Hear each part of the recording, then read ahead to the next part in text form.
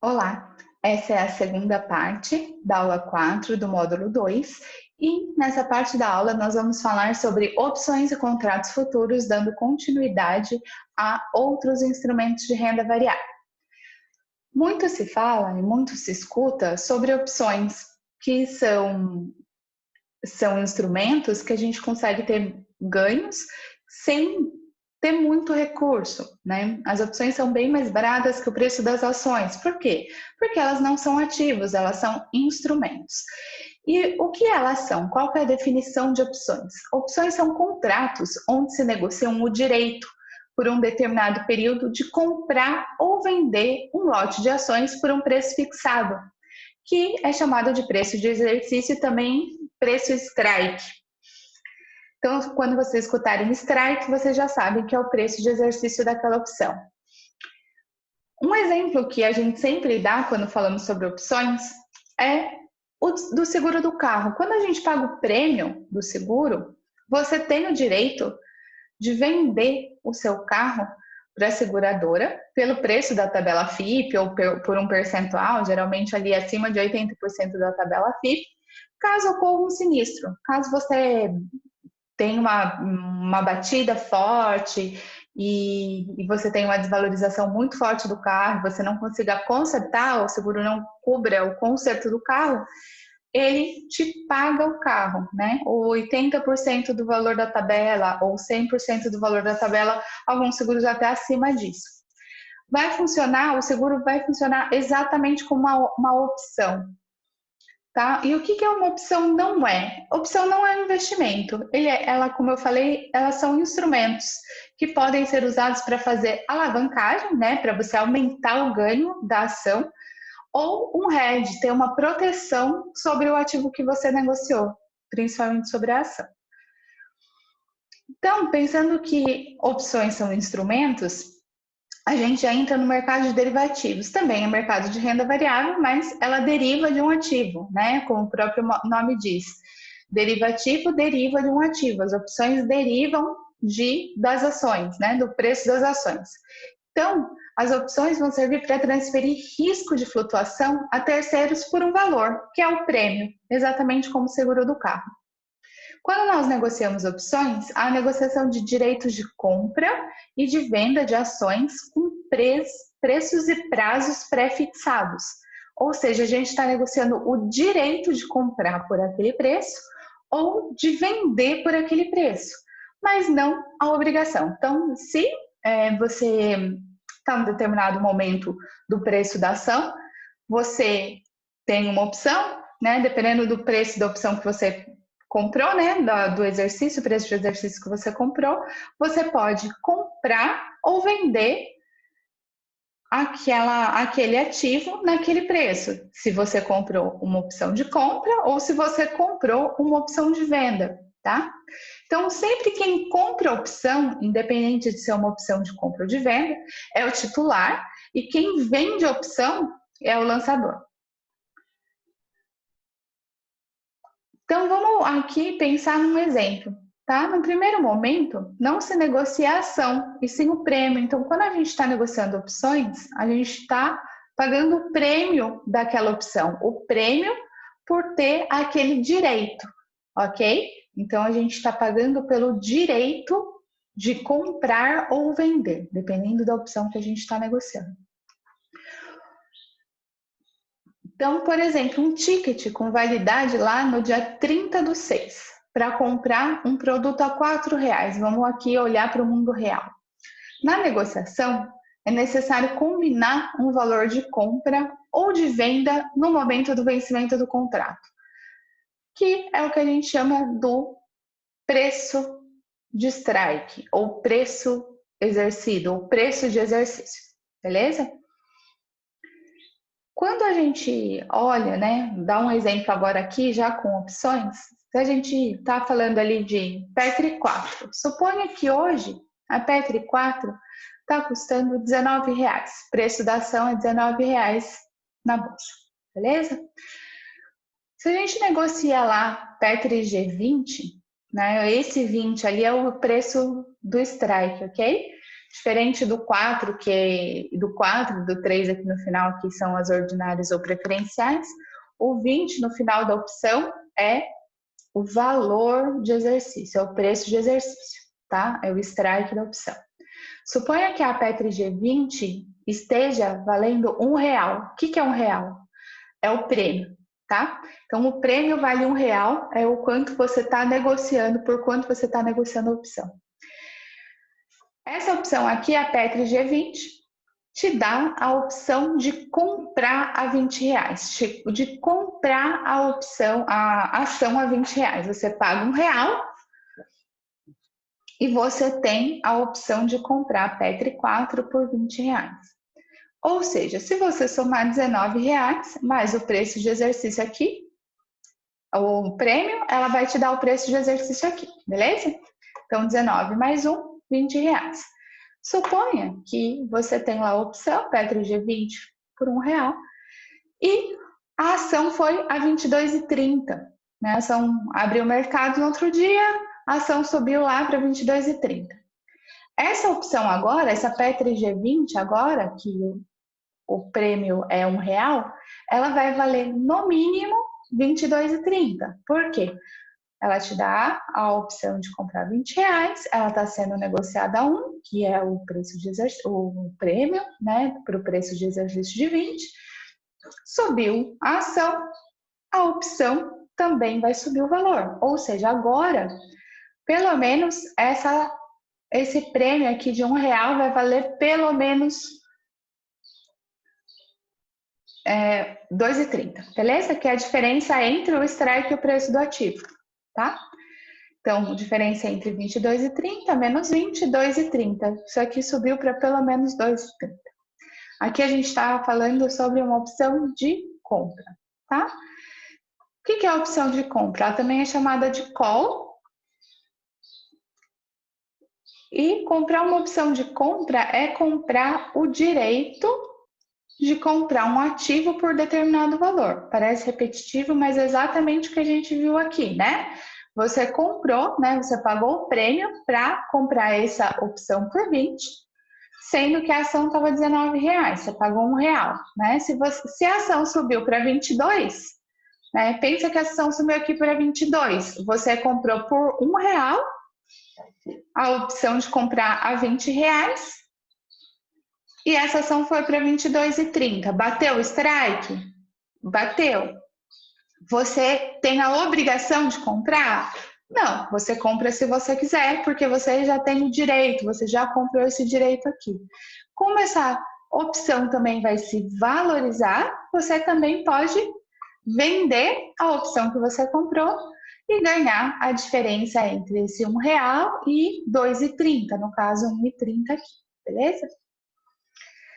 Então, quando você compra uma call, você está apostando na alta do preço do ativo, ou seja, você pagou um prêmio, né? Exatamente o exemplo que a gente viu, você pagou um prêmio para ter um exercício de determinado valor, pensando que aquela ação pode ficar ainda mais cara, né?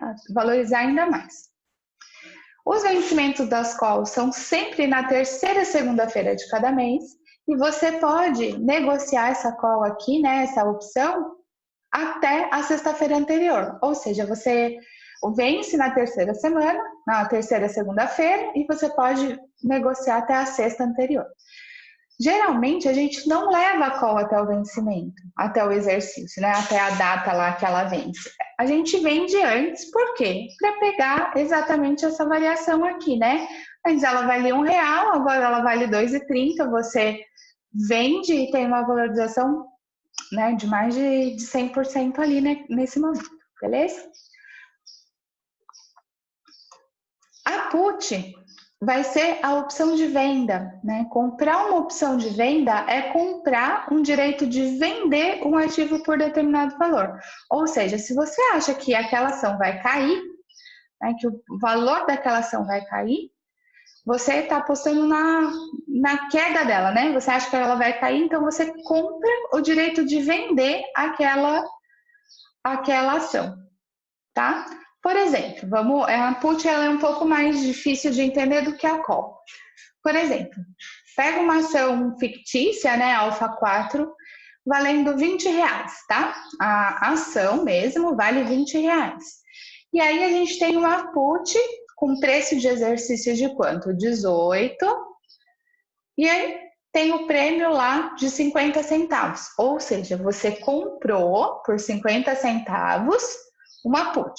Você comprou por 50 centavos uma opção de venda. Ok? Tudo bem? Se a ação, né? Se a Alfa 4, se a ação cai para R$13 e você tem a opção de venda a R$18, você tem o direito de vender a 18, certo? Então ela valia lá R$20. Quando eu comprei a put, eu estou pensando em quê? Apostando que a ação vai cair, beleza? Então eu paguei lá 50 centavos para, se no momento que a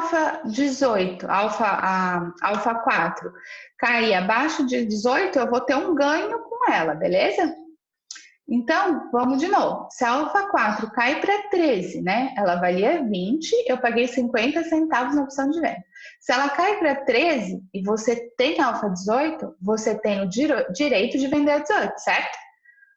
Você pagou 50 centavos para ter essa opção de vender a 18.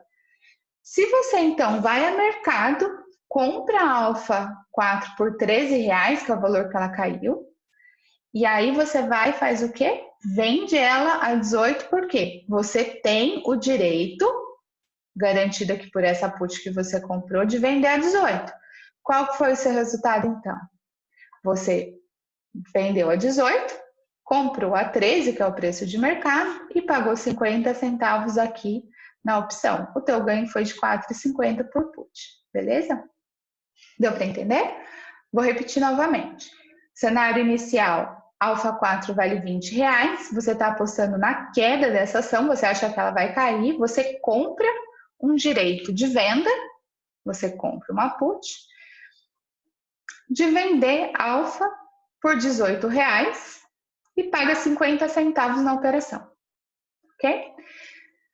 Se acontece da Alfa 4 cair para R$13 e você tem a put a 18, você tem o direito de vender a 18. Então, o que você faz?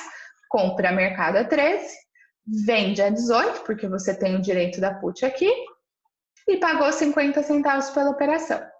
Mariana, o que acontece se a Alfa 4 não cair abaixo de 18? Você gastou 50 centavos e se venceu a opção, né? Se venceu a put, você vira pó, né? Você não é exercido, você não vai exercer o seu direito, porque, de novo, é um direito e não uma obrigação. Você não exerce seu direito, você perde só o seu prêmio, o prêmio que você pagou pela opção, beleza? Aqui eu coloquei para vocês as letras. Tá vendo essas letras aqui? Alfa M18, Petri G20. Essas letras são as letras dos vencimentos, beleza? A gente só vai diferenciar as opções de compra, as calls, das opções de venda, que são as puts, através das letras dos vencimentos. Os vencimentos das calls vão de A até L, né? De janeiro a dezembro, aqui L dezembro. E os vencimentos das puts vão de M a X. Então, se você vê uma opção que tem vencimento lá com N no final, você já sabe que é uma put, ela não vai ser uma call, tá bom? Ou se você vê lá uma opção que tem o J, né? O J no final, a gente está falando de uma call e não de uma put, tá? Agora a gente vai ver que existem dois tipos de opções, que são as europeias ou as americanas, ok? E aí pode ser tanto put quanto call, né? A put, na verdade, sempre a gente vai estar falando de opções europeias e a call de opções americanas ou europeias. A europeia, ela só exerce no vencimento, ou seja, você, dependendo da oscilação do preço, você não pode exercer ela a qualquer momento, você só pode exercer no vencimento. A put, então, né, a opção de venda vai ser sempre europeia, a gente só vai olhar se deu exercício ou não no vencimento. Ou seja, de repente pode cair muita ação e você não pode exercer ela se ela ainda não venceu, beleza? A americana, você pode exercer a qualquer momento. Por exemplo, se bate lá o preço do strike, você já pode exercer, tá? Se você quiser, claro, porque você compra o direito e não a obrigação. Opções, eu dei só uma primeira passada, existem infinitas formas de fazer operações com opções, tanto de fazer alavancagem quanto hedge, ou seja, o hedge você vai fazer uma proteção da tua carteira, você não vai deixar a carteira cair mais, né, uma determinada ação ou duas, três ações caírem mais do que determinado valor, utilizando estratégia com opções. E a alavancagem a gente vai fazer a forma contrária, a gente consegue multiplicar os ganhos, mas também as perdas, então tomar bastante cuidado com isso, usando opções. E ali dentro vai ter infinitas formas de fazer operações com opções, olhando para diferentes strikes e diferentes combinações entre put e call associadas àquela ação, tá bom? A gente não vai entrar nisso. Opções tem um curso que é só sobre o assunto, para quando a gente já tiver bastante craque em fazer operações com ações. Mas é importante saber o que acontece, qual é o objetivo das opções, como que se dá as negociações, enfim, para quando vocês virem um código sendo negociado, né, aparecendo variação no home broker, vocês sabem do que se trata, beleza? Além das ações, opções, fundos imobiliários, ETFs, a gente também tem os contratos futuros. Contratos futuros, antes eram negociados na BMF, que era a Bolsa de Mercadorias e Futuros, que só olhava para isso, tá? A Bolsa no Brasil era separada, a gente tinha a Bovespa, que só olhava para ações, e a BMF, que negociava só contratos futuros. Os principais contratos futuros que a gente vê sendo negociados são os mini índice e o contrato futuro de mini dólar. A gente vai falar um pouquinho do que são esse mercado, o que é esse mercado futuro, beleza? Como que funciona e tudo mais. Então, o mercado futuro é um ambiente onde se negocia contratos de compra e venda de produtos que só serão realizados no futuro. Ou seja, a gente está olhando para ativos no futuro. A data de vencimento desses contratos é sempre no futuro. Os contratos que são mais negociados em bolsa são os contratos com vencimento mais curto. O que é isso? Que tem a data de vencimento mais próxima da data de hoje, ok? Então, quais são esses produtos? Esses produtos podem ser tanto físicos, tá? Como milho, café, soja, boi gordo, como contratos futuros financeiros. Quais são eles, né? Dólar, índice Bovespa, eu não coloquei aqui também, mas também tem contrato de juros, beleza? Quando nós falamos lá de curva futura de juros fechou, curva de juros abriu, a gente está olhando para os vencimentos de diferentes anos, né, de diferentes datas, os contratos futuros de juros. Qualquer um pode investir no mercado futuro, pois os contratos são negociados pelo seu valor total, tá? Lembrar disso, assim. A gente está falando de negociação de contratos e não necessariamente do produto, principalmente quando a gente fala de produtos físicos, tá? Milho, café, soja, a gente não está falando do produto em si, a gente está falando do contrato.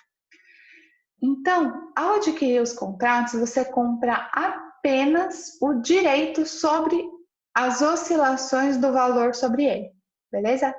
Do mesmo jeito que as opções a gente também está negociando um direito, aqui também. E a gente está olhando para quê? Para as oscilações dos valores sobre o preço final lá do contrato, tá? Então, quando você compra um contrato futuro seja do que for, tá? Café, soja, dólar, índice, a gente não está comprando o valor do contrato lá no final, tá? A gente está contratando esse valor, mas a gente está olhando para as variações. São as variações que vão dar o nosso lucro, né? O nosso rendimento, ou para baixo ou para cima, beleza? Quais são as características dos contratos futuros? Como a gente está olhando para as variações, os contratos futuros vão sofrer ajustes diários. Então, se você teve lucro ou perda, a sua conta vai ser ajustada no mesmo dia. O que é isso, Mariana? Pensa um exemplo de ações. É que a gente não vai ter contrato futuro de ações, mas fica mais fácil de pensar na variação. A ação começa valendo R$20, o teu preço de entrada é R$20, você pagou R$20 para entrar na ação, beleza? Uma ação custa R$20. Se ela foi no outro dia para R$17, essa variação negativa, quando você está comprando ação, não faz diferença nenhuma, certo? Você está perdendo ali R$3 por ação, mas você não tem que pagar ninguém naquele momento. Se a ação caiu para R$17, R$15 e depois de 2 dias caindo ela subiu para 32, digamos assim, foi uma variação super forte para cima, e você quiser vender por 32, o seu ganho vai ser lá na frente da diferença do 20 que você pagou para 32 que você vendeu, beleza? Você pagou R$20 para entrar e ganhou 32 saindo. Quando a gente está falando de contrato futuro, não é isso que acontece. Se teve uma variação ali de 20 para 15, né, uma variação negativa de R$5 por ação, e isso fosse um contrato futuro, você teria que pagar, né? Se tivesse ajuste diário, você teria que pagar R$5 naquele momento, beleza? É isso que acontece com o contrato futuro. Ou seja, se você tem ajustes negativos diários ali durante uma semana inteira, né? Se existiu um ajuste negativo, uma variação negativa de R$1.000, R$500, R$3.000, consecutivamente, cada dia você vai ter que pagar o ajuste diário, beleza? O ajuste é feito diariamente. Da mesma forma que ganho. Se você ganhou, você está ganhando diariamente. Está entrando dinheiro ali na tua conta diariamente. Tá bom? Por que que é importante aprender isso? Porque aqui, ou você tem esse valor na sua conta, né? O valor do ajuste diário na sua conta ali depositado, né? Mesmo que você acabe apostando numa alta e ali está existindo uma perda durante 3, 4 dias, você pode ter aquele valor ali na tua conta, no saldo, né? O valor em si, ou você pode ter uma margem de garantia. Isso a gente vai ver daqui a pouco. Tá?